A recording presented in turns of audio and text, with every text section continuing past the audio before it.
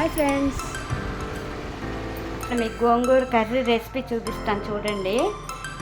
గోంగూర కట్టలు ఒక 3 కట్టలు అనమాట. ఇవి లేతగా ఉంది, అందుకని పులుపు ఉండదని ఒక టమాటా తీసుకున్నాను. ఒకవేళ పులుపు లేకపోతే టమాటాలు కూడా వేసుకోవచ్చు, లేకపోతే టమాటా స్కిప్ చేసేయండి.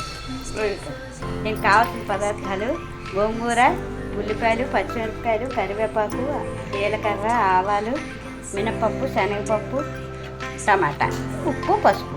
ఓకే ఫ్రెండ్స్, చేసి చూపిస్తాను మీకు. ఇదిగోండి, గోంగూర కర్రీకి మూకుడు వేడెక్కింది. ఆయిల్ వేసుకోవాలి కొంచెం.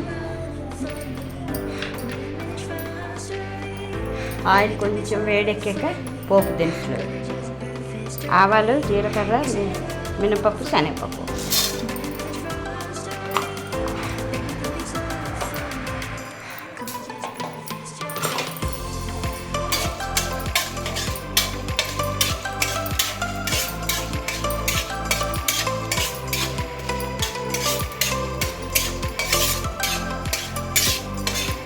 ప్లీజ్ లైక్, షేర్, సబ్స్క్రైబ్ చేయండి ఫ్రెండ్స్.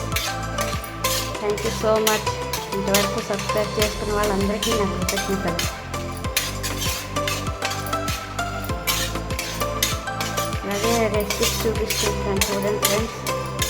ఈజీగా సింపుల్గా అయిపోతుంది, టేస్టీగా ఉంటుంది అన్నంలోకి. ఓకే ఫ్రెండ్స్, పోపు కొంచెం వేగిపోయిన తర్వాత ఆనియన్స్ వేసుకోవాలి.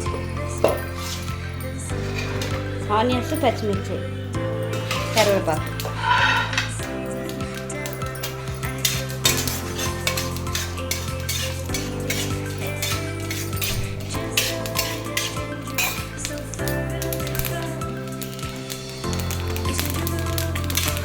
పోపు వేగిపోయిన ఫ్రెండ్స్, ఇప్పుడు ఆనియన్స్, కరివేపాకు, పచ్చిమిరపకాయ.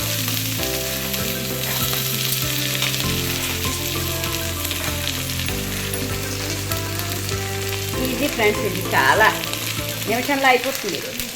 దగ్గరికి అలా మగ్గించుకోవడమే. వాటర్ కావాలంటే వేసుకోవచ్చు, లేదు అంటే అలా మగ్గిపోతుంది మూత పెట్టేస్తే.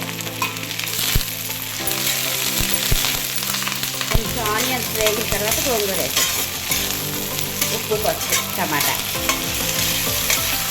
ఉంటుంది ఫ్రెండ్స్ రైస్లోకి. పప్పు వండుకుంటే ముద్దపప్పులోని గోంగూర కర్రీ చాలా బాగుంటుంది.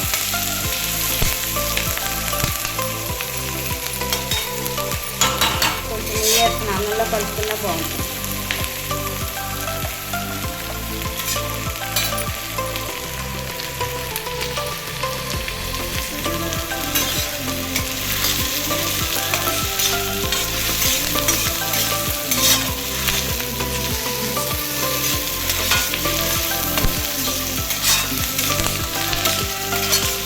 ఉల్లిపాయలు ఎక్కువ వేయట్లేదు, చర్వగాను కొంచెం పచ్చి వాసనపోతే సరిపోతుంది.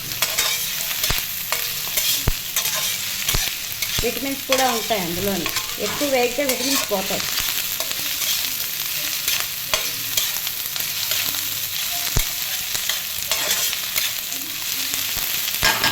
ఇప్పుడు గోంగూర వేసుకుంటాం ఫ్రెండ్స్. చిన్నగా సన్నగా కట్ చేసుకుని కడిగేసి 2 నిమిషాలు సన్నగా కట్ చేసుకుని వేసుకుంటే బాగుంటుంది.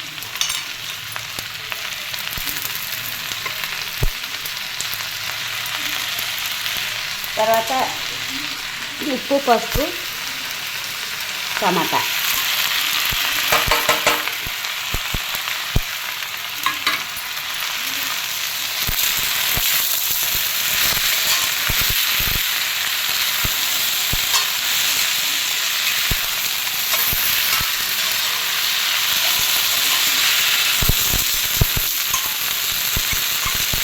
ఇది 2-3 ఈజీగా ఈ క్వాంటిటీ సరిపోతుంది.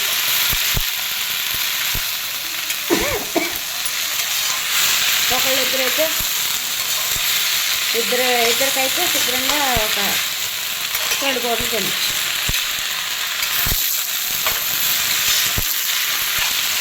ఓకే ఫ్రెండ్స్, అంతే. ఇది ఇప్పుడు సిమ్లో పెట్టేసుకుని మూత పెట్టేసుకుంటే కర్రీ రెడీ ఫ్రెండ్స్. ఓకేనా?